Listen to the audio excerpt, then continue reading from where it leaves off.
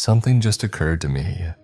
These last few nights have been the first in years I've gotten through stone sober. Having a few beers after work was just a matter of course, like taking medication before bed so you won't feel sick.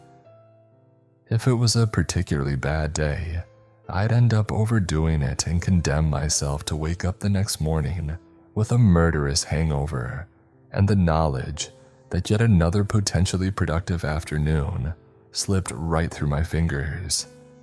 But now I feel focused, fulfilled, like I'm doing something that matters for the very first time. The headmistress has the place under lockdown, of course. Every window covered and sealed, multiple lanky security agents attending every class. Gas occasionally flushed through the ventilation system. For a woman so emotionless, the slight perspiration on her brow was basically her equivalent to a nervous breakdown. And yet, of course, she demanded that her precious teaching schedule be maintained through thick and thin. I didn't mind. I liked to think that I was helping keep the kids sane, although really it was more like the other way around. I noticed the kids didn't bother to hide their less human features anymore, like Billy's arm stretching a macabre 17 feet to collect his graded papers from my desk, or Abigail climbing along the walls like a spider during recess. It made me smile somehow, like they were letting me in on a secret world most people would never get to see. I was just reading them a cute little book about how a human boy and a Wendigo learned to set aside their differences when the bell rang, and there she was at the door, ushering me with a finger. "So who is this Saladin guy anyways?" I asked as she led me down the hall. "A hunter, perhaps the most skilled we know of in the modern era, with a reputation for being capable of punching above his weight class, so to speak," she explained.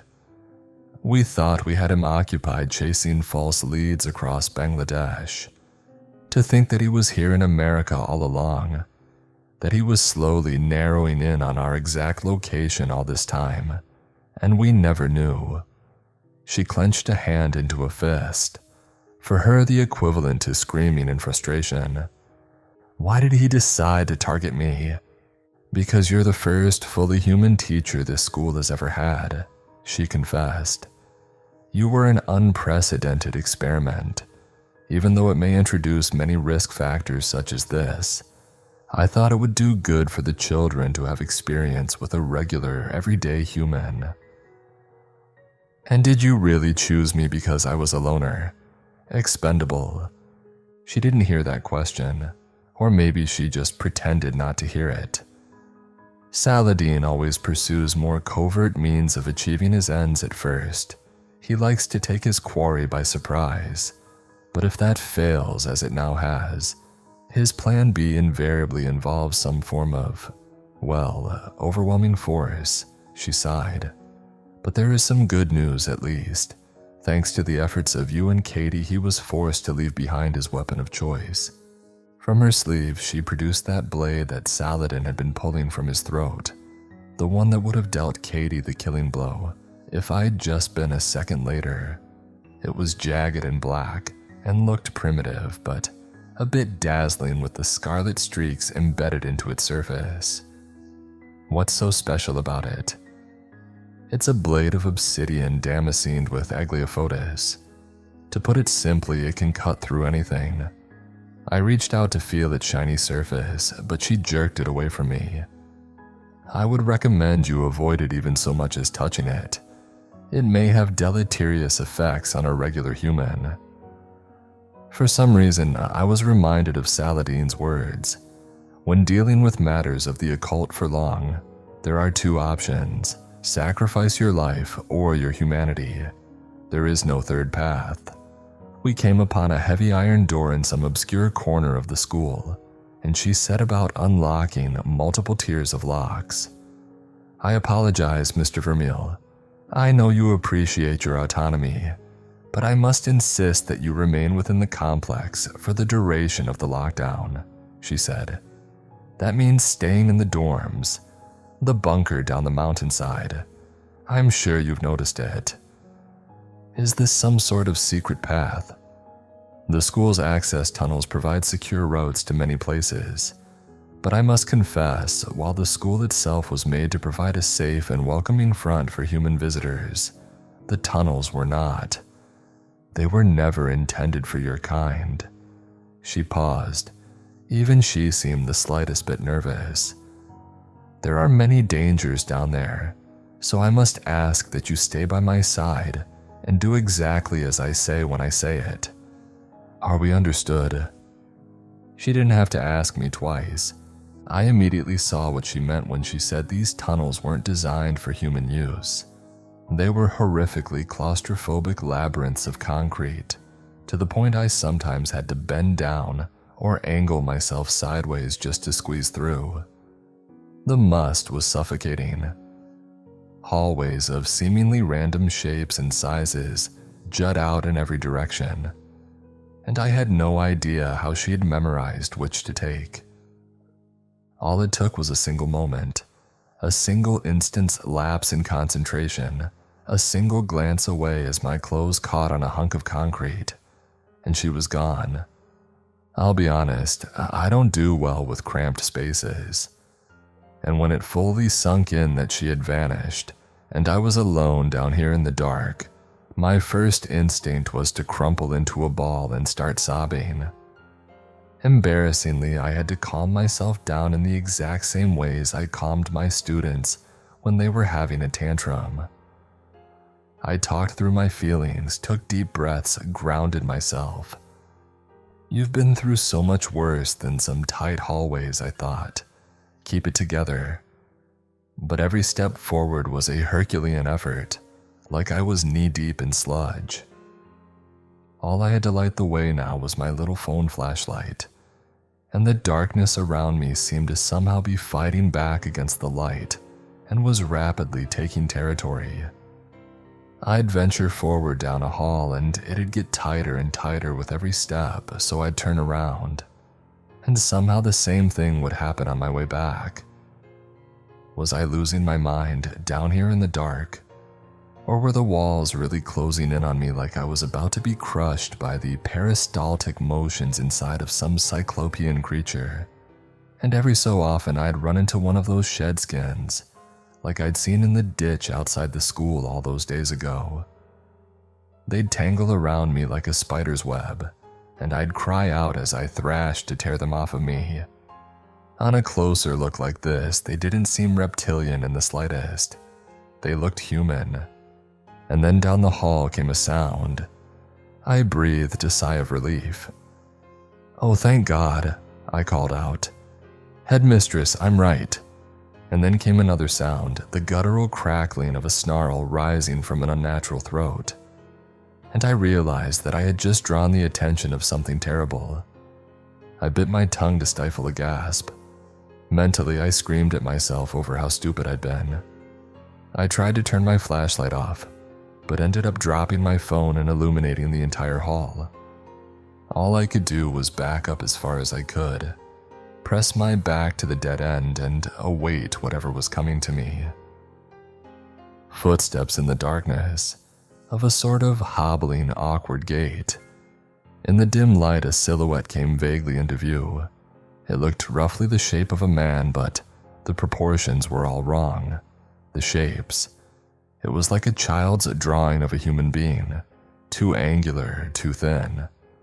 And along that jagged form was a garden of tumorous growths, hair and teeth and blind half-formed eyes poking from malignant teratomas, cushioned in almost scrotal pockets of loose and wrinkled flesh. There was no head above its shoulders. Instead, there was a limp, swaying tube of flesh, and when it faced me, I could see down into the countless rows of teeth lining that esophageal tube like a lamprey eel. Some sort of black ichor drooled from that undulating tube as the creature stood where my phone had landed, creaking and groaning in place. Then, the thing turned and shuffled back into the darkness. It was blind.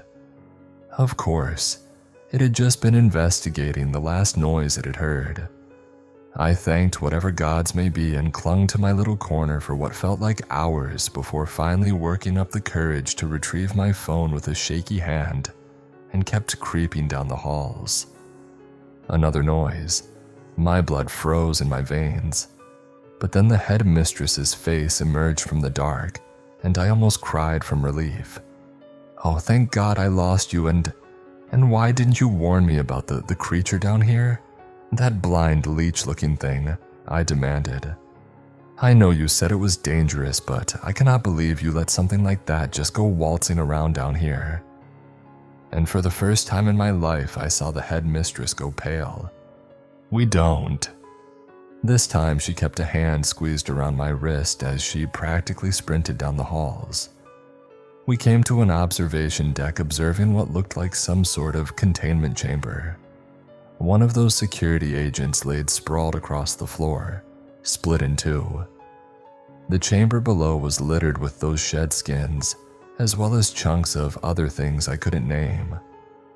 She looked down on the empty chamber with bewilderment.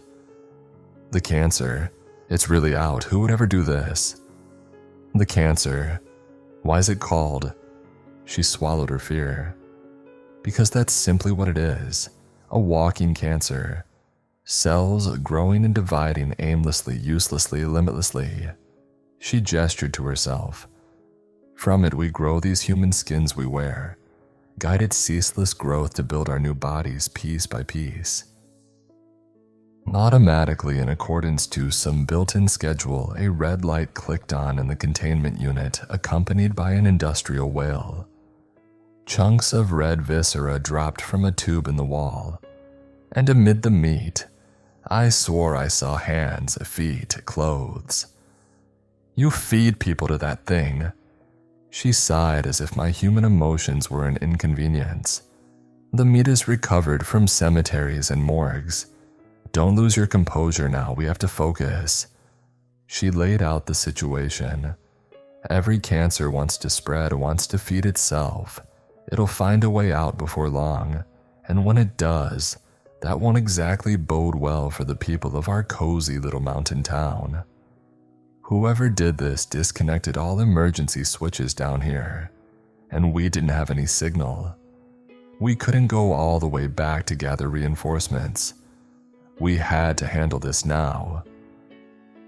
On our way out, we found another of those security agents, sat near one of the control consoles by the containment chamber security airlocks. This one, I almost didn't recognize as human at first. A man-sized tumor had mostly consumed him, that hairy, throbbing mass bulging as we neared, as if sensing we were threats.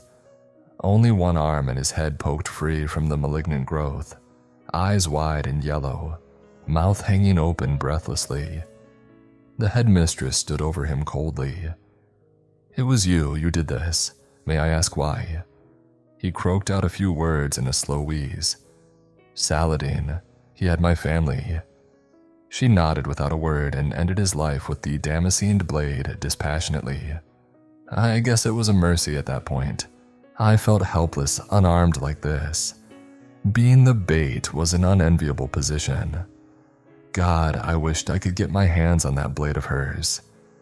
I was fighting a panic attack as we went creeping through those halls again, until the headmistress stopped us with a raise of her hand.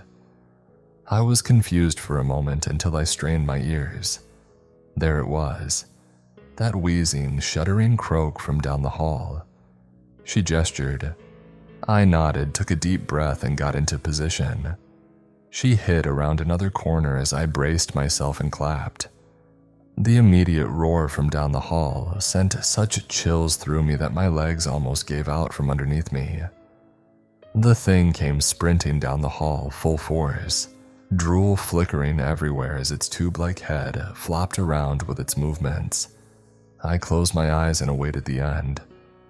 The headmistress popped out at just the right time. Seizing the moment, she stuck her blade right through the thing's back, leaving it thrashing on the end of it like a field mouse impaled by a spade fork. With speed no human could match, she took chunks out of it, the sort of chunks that even it could not heal back. But it wasn't enough. With a swing of its long head, it batted her away, and when I stepped forward to help her, it impaled me through the chest with that writhing tube and stole my breath away. I was pale and shivering as I held my hands against my bleeding wound. This is it, I thought. This is how I die. The life that flashed before my eyes was dull and boring, but at least it got pretty interesting right at the end. But darkness didn't come creeping around the edges of my vision like I expected. Instead, I felt a tingling down below. I looked down at my chest and witnessed the wound closing. Wait, no, metastasizing. Bulging pustules of permeating tumors filled the gaps in my flesh, rife with patches of hairs and little chunks of teeth, just as the creature itself had been. I screamed at the agony of it as the cancer cracked through my ribs and pushed my heart and lungs aside.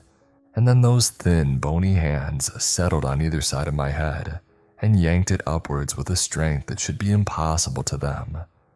In a rational world, it would have ripped it off. Instead, I felt jolted high in the air and realized my neck had been extended a good few feet through sheer cancerous tissues, like a character from some morbid cartoon. My head bobbed on its distended neck and like a jack-in-the-box as I was left staring down at my own body. Every single thing the creature did to me just created more of me to fill the wounds. Oh God, I thought. It won't even let me die. It was the very distant singing of birds down another hall that ultimately drew the beast's attention away. It visibly quivered as it realized it had found its way out. All we could do was watch as the thing tore off into the darkness, roaring to itself as if in triumph. I don't know how many hours have passed. I'm in the infirmary now, largely returned to normal. The three-eyed nurse seems bored even as she treats me with medicines and surgeries no earthly doctor would ever recognize, reversing, slowly and by degrees, the impossible ways the beast had twisted and reshaped my body. I've at least regained some control of my physical faculties, but in the process, I've been exposed to whole new categories of pain. Types of agony I thought were impossible. Types I never would have had to know had I gotten a job at any other school in the world. But the poor headmistress in the bed next to me seems more miserable still. Shell-shocked even, her eyes sunken and haunted. He'll be back, I can hear her whisper. He'll let the cancer gorge itself, grow and grow, and then he'll be back.